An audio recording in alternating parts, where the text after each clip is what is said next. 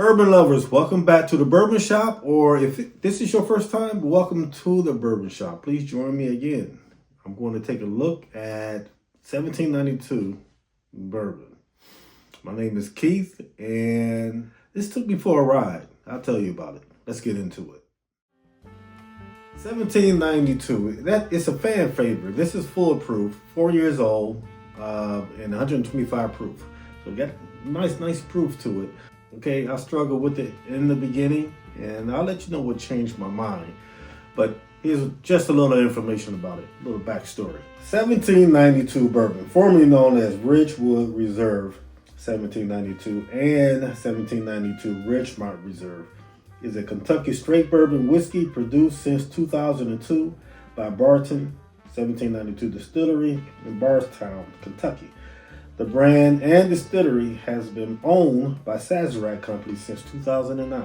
Now this is coming in at $60, and I figured, okay, I guess it's gonna be for cocktails because I really wasn't feeling this.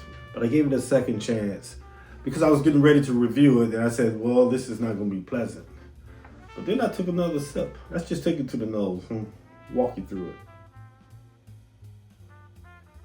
Now, on the nose, it's like just rich, buttery, toffee type thing going on.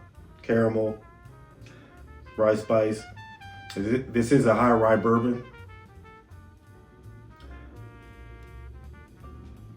So it's pretty good. You get a hint of ethanol, which was my pet peeve about it in the beginning.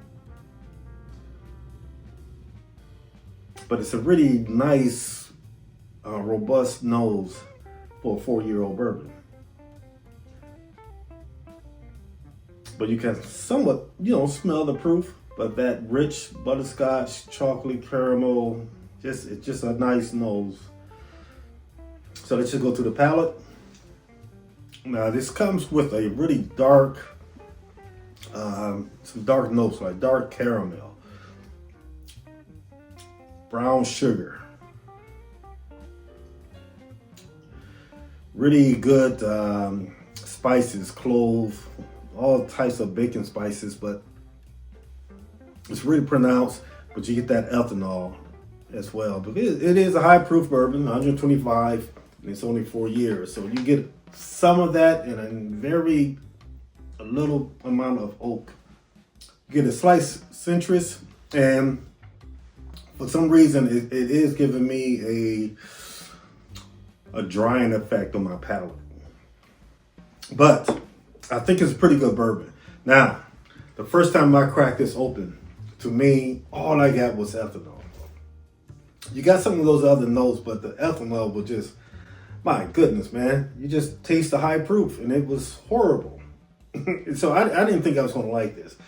So I drank it down, cocktails or whatever the case may be. And at $60, I really didn't want this to be a cocktail bourbon. But now that it's down by the neck, and I let it sit about 3 or 4 months, and I went to try it the other day because I was going to go ahead and review it. And I said, well, I know it's a fan favorite, but I'm not going to give this a big thumbs up. But now that it has air into it, and it mellowed out, this is a really good bourbon. I still taste the ethanol, but it's not as much as it was before.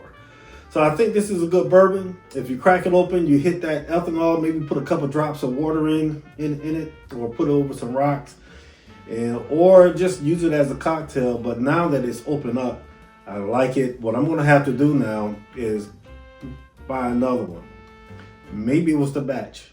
Maybe it was the barrel that I got. I think this is a store pick, but I'm gonna have to try another one, just to see and compare the two. But for right now that it's open, it's a very good bourbon. Very good bourbon. Slight notes of bitter chocolate.